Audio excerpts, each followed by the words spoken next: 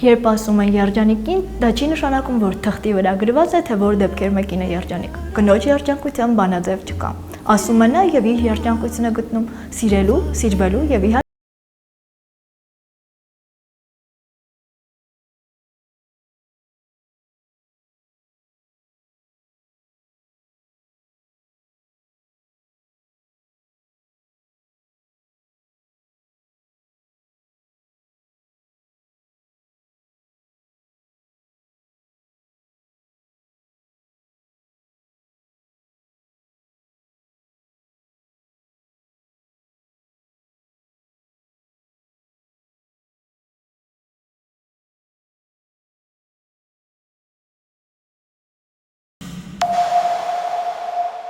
Բարև ձեզ Նունե,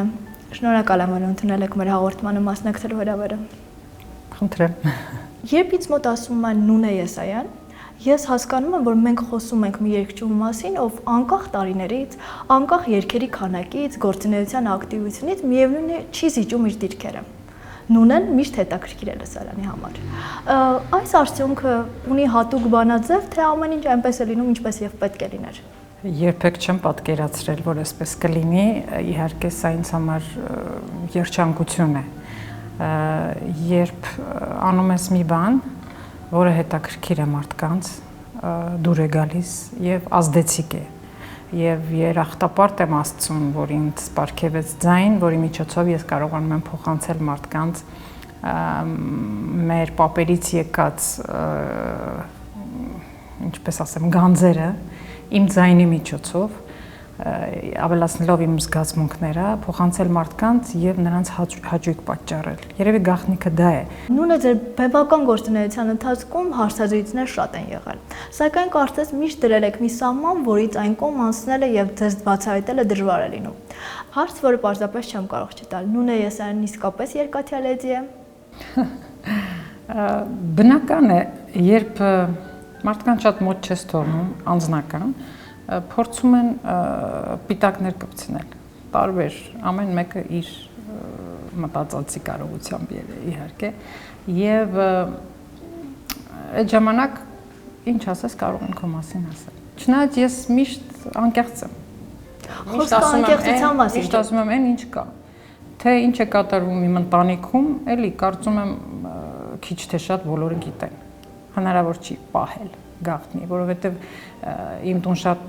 մարդիկ են հյուր լինում եւ կարծում եմ նրանք էլ դրսում արդեն կարող են չէ ասել ինչ է կատարվում տանը։ Այնպես որ գաղտնիք չկա, ոչ մի գաղտնիք չկա, ոչ մի թաքցնելու բան չկա։ Իսկ երկաթյա լեդիի համար կարող եմ ասել, որ ես ուժեղ կին եմ։ Ես եթե պետք է կարող եմ շատ զայրանալ, իսկ եթե ոչ, շատ բարի եմ, շատ, եթե ինձ չզայրացնեն, ես իսկապես շատ բարի եմ։ Նախորդ տարի դուք ներկայացրել եք սիրելու համար տեսահոլովակ։ Դա ձեր վերջին աշխատանքը չէ, բայց այնուամենայնիվ ձեր բոլոր աշխատանքներից հենց դա եմ առանձնացնում, որովհետև մենք տեսնում ենք, թե տարիների ընթացքում որքան աշխատանք եք դուք կատարել, որքան շրջագայություններ են եղել, կարծես չկա մի անկյուն, որտեղ Նունե Եսայանը մենահամերգով հանդես չի եկել։ Եվ դա այն է, ինչ մենք ենք տեսնում, իսկ երբ դուք եք հետնայում, դուք ինչ եք տեսնում, որն էր ամենադժվարին այս երկար ճանապարհի մեջ։ Դժվարությունները այդ պահին են դժվար։ Եվ ես բազմից ասել եմ, այսինքն իմ ընկերների մեջ հիմա ձեզ էլ ուզում եմ ասել, շատ կուզենայի, շատ, որ որևէ լրագրող ինչ-որ բան գրելուց առաջ գոնե մեկ անգամ մեզ հետ ճամփորդեր։ Ինչ կտեսնեք։ Բոլոր հարցերը պատասխանները կլինեին, բոլոր, այսինքն կրիտիկայի մասին եմ խոսում։ Դե ինչ է, երկչի կյանքը հեշտ է, սա են, ինչ են անում, երգում են, գնում են այս երկիր վայելում են, չէ, այդպես է, չէ։ Շատ կուզենայի, որ մի անգամ մի լրագրող մեզ հետ գար։ Այնքան բան կտեսներ եւ կուրիոզային պատմություններ։ Ոսե ստեղծեք պայմաններ, որպեսզի լրագրողները կարողանան գալ։ Որևէ մեկը ցանկություն հայտնի մեզ հետ կգա։ Ընդհանրապես երկչի կյանքը ինքը եւ ուրախ է եւ հոգնեցուցիչ եւ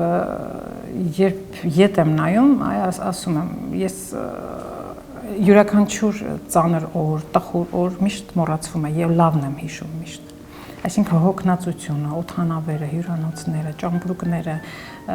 փորձերը, այդ ամեն ինչը այդ պահին են դժվար։ Իսկ հետո համերգը վերջանում է, այո, կարծես դու վայելում ես այդ ամբողջը։ Դա մի հրաշալի զգացում է։ Դրա համար երբեք ես չեմ բողոքում, չեմ ասում, «Ո, ինչ ծանր է մեր աշխատանք»։ Այո, ունի ծանր կողմ, բայց արդյունքում մենք ունենում ենք այն ինչ ունենում ենք, այսինքն մեր համբավը, մեր սերը, մեր հարգանքը։ Ես երբեք չեմ բողոքում մեր աշխատանքի դժվարությունը։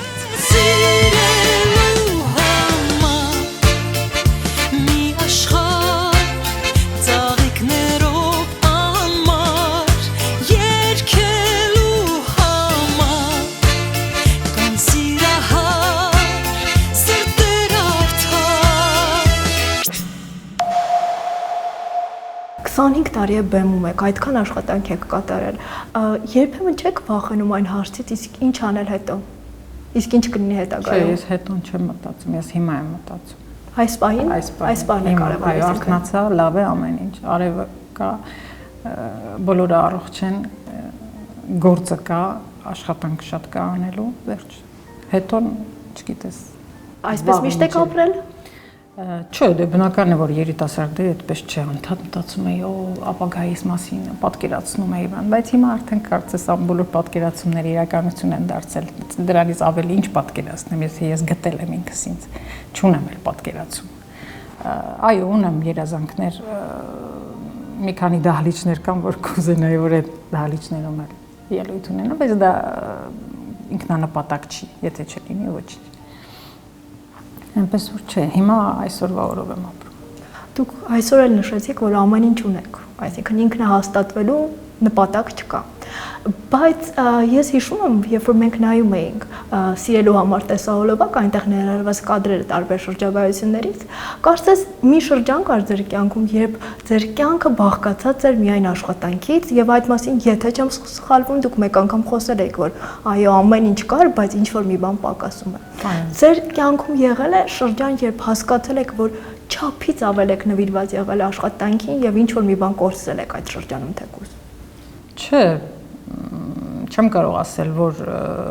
այնքան նվիրվել եմ աշխատանքին, որ ինչ որ մի բան ձեր հարցը ես հասկանում եմ, որ անձնականը չկա, հա, որ այդ ինչ որ բանը, որ այդ ինչ որ բանը պակասում է։ Չէ, այդպես էր։ Ինչ պիտի անեի, այսինքն աշխատանքը կիսով չափ անեի ու սպասեի տեսնեմ ինչ է լինելու մյուս դաշտում։ Չես կարող այդպես անել։ Աշխատում էի, այո, երգերը կային, գրվում էին, ես էլ պետք է աշխատեի, բայց ինչ պիտի անեի։ Կարծում եմ ամեն ինչ իր տեղն են գնում ժամանակին։ Աստված պատրաստում եմ։ Ես ամեն խայլափոխին ես հասկանում եմ, որ ինչու չեղավ նա, որովհետև սա պետք է լիներ։ Այսինքն Աստված ամեն ինչ եւ վատ օրեր եւ ալավ օրեր մեզ տալիս է, որ մենք մեկը մյուսից տարբեր ենք, լավը վատից, սխալը ճշտից։ Ամեն ինչ իր ժամանակն։ Ամեն ինչ, այո, այդտեղն է գցում։ Դրա համար ես չեմ կարող բողոքել։ Դուք քիչ առաջ էլ խոսում եք լրագրողներից, որ եթե լրագրողները ձեր կողքին լինեն, կտեսնեն թե ինչքան աշխատանք, այսինքն մեդալի հակառակ կողմը նրանց համար པարզ կլինի։ Նույնը որքան էլ որ ես հաղորդման սկզբում նշում էի, որ դուք սիրված երգչուհի եք, դուք ունեք լսարան, որ միշտ սպասում է ձեզ, այնուամենայնիվ ձեր հասցեին էլ են ժամանակ առ ժամանակ հնչում քննադատություններ։ Եվ կարծում եմ, որ համացանցի տարածման հետ մեկտեղ դրանց մասշտաբները կարծես ավելի են մեծանում, չէ՞, համացանցում սկսում են քննարկել, փորձում են եւ հայտնվում են այն մարդիկ, ովքեր սիրում են Նույնասյանի, այսինքն մի մեծ իրարանցում է ստեղծվում եւ նման մի քանի դեպք ձեր անվան հետ ես հիշում եմ։ Բայց դրանք չեմ ուզում քննարկել, որովհետեւ բարեբախտաբար արդեն անցյալում է, բայց այնուամենայնիվ հիշում եմ, ուզում եմ մեջ բերել ձեր մտքերից մեկը այս առիթով։ Ես արտիստ եմ, իմ գործն եմ անում գլուխս կախ։ Ում ուզում է դուր գա, ում ուզում է դուր չգա։ Իմ գործն եմ անում ու լավ եմ անում իմ գործը։ Գիտեմ, որ բարությունից բացի ոչինչ իմ ազգի համար չեմ անում։ Մնացած ինչ չի հետաքրքրում։ Ով ինչ է հորինում, ով ինչ գիտի։ Հրաշալի պատասխան քննադատություններին, բայց սա միտք է, որը կարողանում եք գործնականում կիրառել։ Ես այդպես եմ ապրում։ Ես իսկապես աշխատում եմ։ առողջ քննադատությունը միշտ ընդունել եմ։ Բայց այն ինչպես նշեցիք, ազատությունը մի քիչ շատացավ, համացանցը տվեց այդ հնարավորությունը պարապ-սարապ մարդկանց ինքնահաստատվելու եւ ով ասես կարող է հիմա նստել համակարգչի առջև եւ ինչ ուզես գրել։ Եթե ես նստեմ, մտածեմ, թե սա ինչու էսպես գրես, նա ինչու ես կարող եմ նախ խելագարվեմ, որովհետեւ բազմաթիվ շատ վատ մտքեր են այնտեղ շարադրված եւ դրա ժամանակն էլ չունեմ, ճիշտ ասած։ Ժամանակին կար 2 թերթ, 3 թերթ եւ եթե ինչ-որ բան գրում էին, շատ լուրջ էր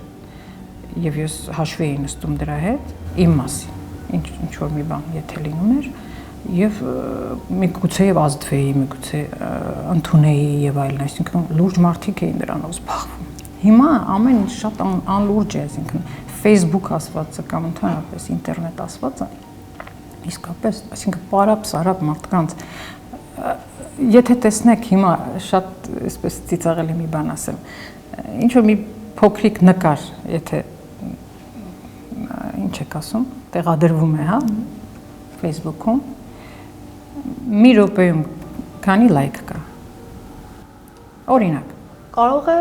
չէ, հետաքրքիր մարդկանց մասին եմ ասում։ 1000 կարծում եմ կարող է լինել։ Պարապ-սարապ մարդ նստած է ցերեկը, ասենք, տանը,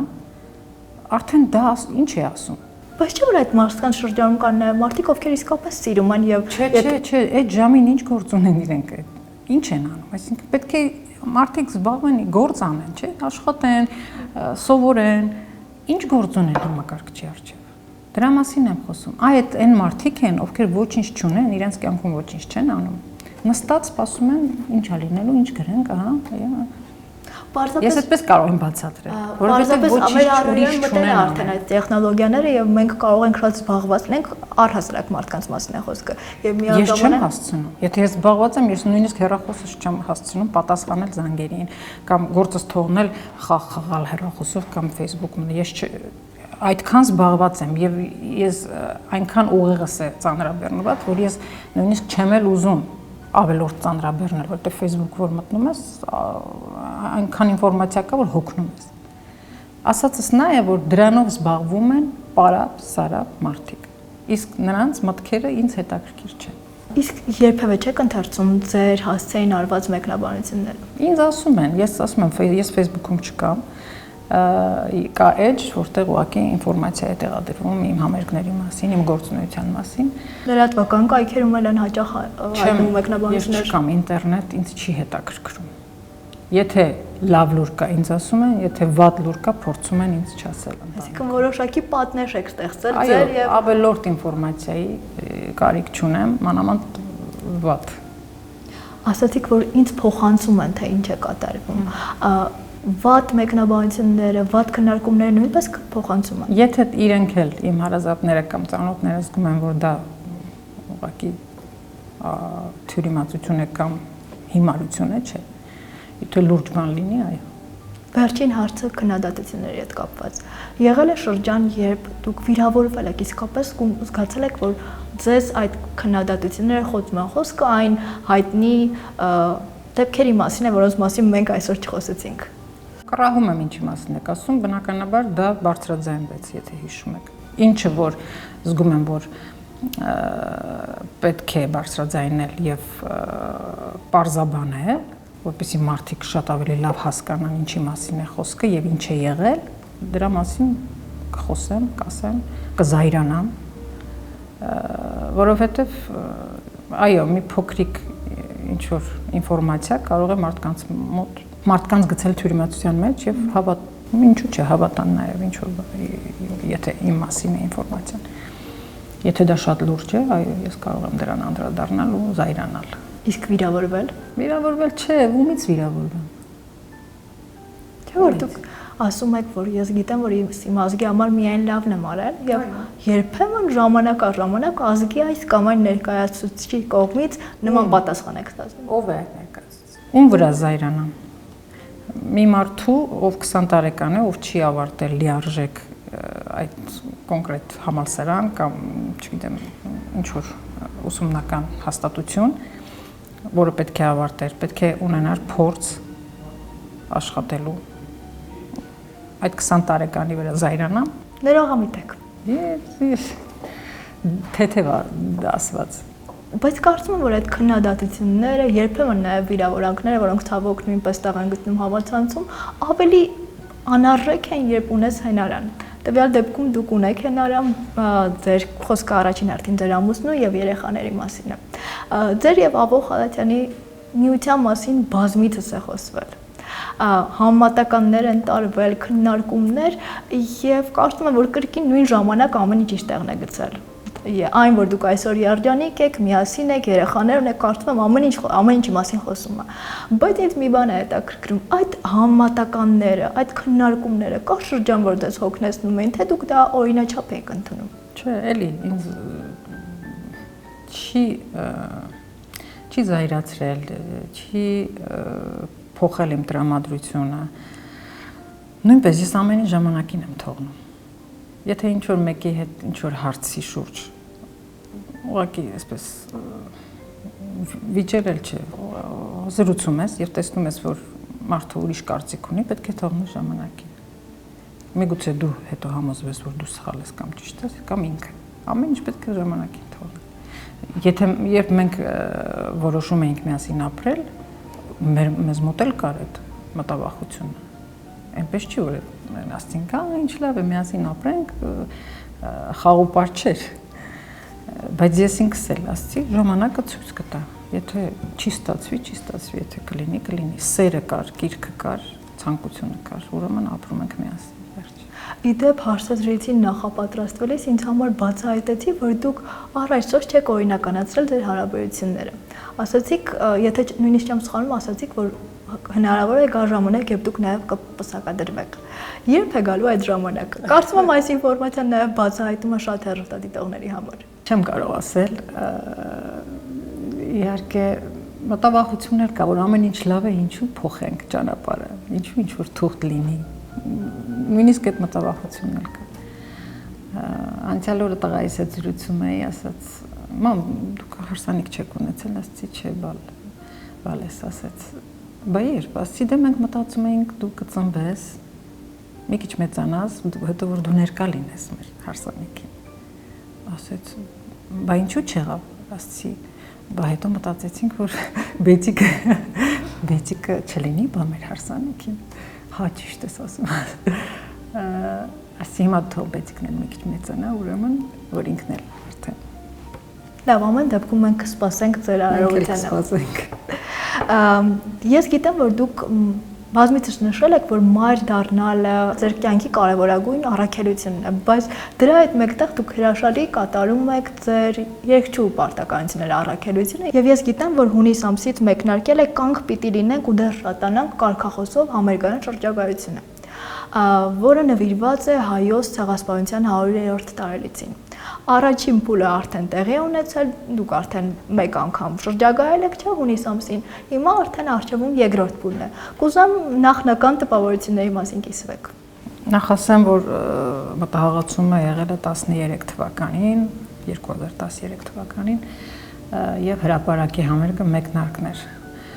Եվ նպատակ ընդհանրապես իմ մոտեցումը ցեղասպանությանը նա է, որ մենք չպետք է անդադ հիշենք, զայրանանք, անդադ դուդուկով այդ ամեն ինչը հիշվի, վատ երաժշտությամբ եւ այլն։ Այո, եղել է,